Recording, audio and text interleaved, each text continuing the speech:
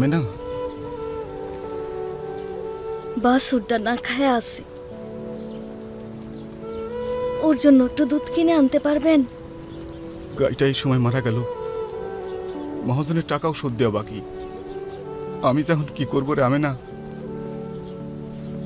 বাংলাদেশে এমন আমেনা বেগমের সংখ্যা অনেক। খামারিদের যদি অ্যাসেট সিকিউরিটির ব্যবস্থা করা যেত তাহলে সমস্যাগুলো এত প্রকট হতো না। কিন্তু কিভাবে? এ প্রশ্ন থেকেই শুরু হয় ইনসিওর কাওয়ের যাত্রা।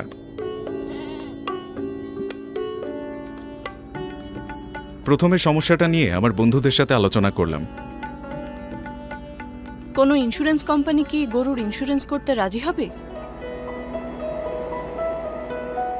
এরপর আমরা বেশ কিছু ইন্স্যুরেন্স কোম্পানির সাথে কথা বলার চেষ্টা করলাম। অনেকে দেখাই করল না। যারা সময় দিল, দেখলাম আমাদের প্রতিষ্ঠান এবং আইডিয়া দুটি নতুন হওয়ার জন্য আমাদের প্রতি তাদের আস্থা কম। খুব হতাশ হয়ে পড়ি। একদিন হঠাৎ হুয়াওয়ে বাংলাদেশ ফেসবুক পেজে অ্যাড দেখে অংশ নিলাম হুয়াওয়ে আইসিটি ইনকিউবেটরে।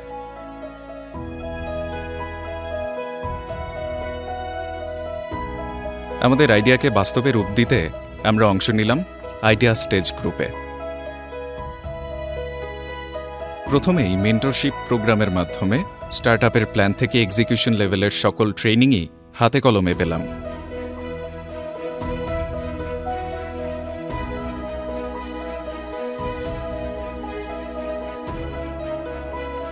জানতে পারলাম ফান্ড রেইজ, ফান্ড ম্যানেজমেন্ট থেকে শুরু করে ইনভেস্টরদের কাছে পিচ করার প্রসিডিউর।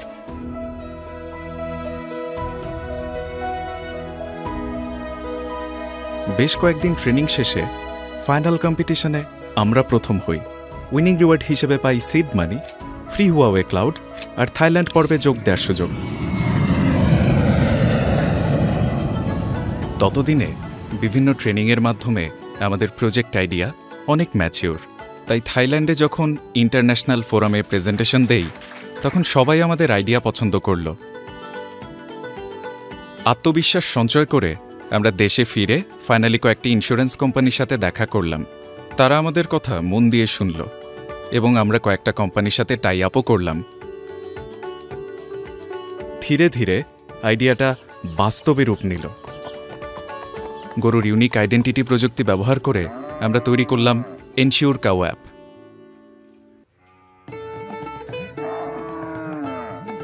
ইন্টারন্যাশনাল প্ল্যাটফর্ম থেকে সিড ফান্ডিংও আসতে শুরু করল।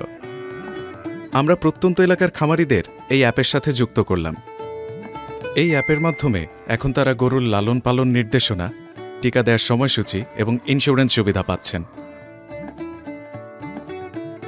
শুধু তাই নয়, দেশের প্রান্তিক খামারিরা কঠিন সমস্যা মোকাবিলা করতে ঋণের মাধ্যমে গবাদি পশুও কিনতে পারছেন।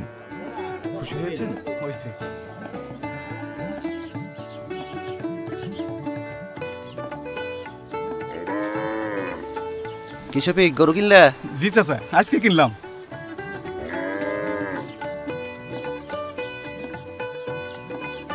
এর ফলে শফিক মিয়ার মতো খামারিরা এখন স্বাবলম্বী হয়ে উঠছে এবং তাদের পরিবারের অর্থনৈতিক সচ্ছলতা ফিরে এসেছে।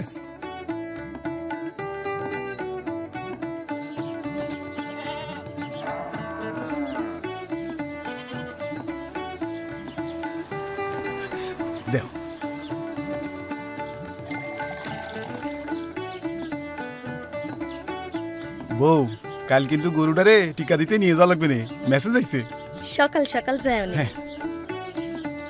সারা দেশে ছড়িয়ে থাকা 15 লাখ খামারির উন্নয়নের সাথে জড়িয়ে আছে বাংলাদেশের অর্থনৈতিক সমৃদ্ধি। হুয়াওয়ে আইসিটি ইনকিউবেটর সমৃদ্ধ করেছে আমাদেরও। আজ আমরা বাংলাদেশের গণ্ডি পেরিয়ে পৌঁছে গেছি আরও কিছু দেশে। আমাদের আর এই খামারিদের স্বপ্ন পূরণে পাশে ছিল হুয়াওয়ে।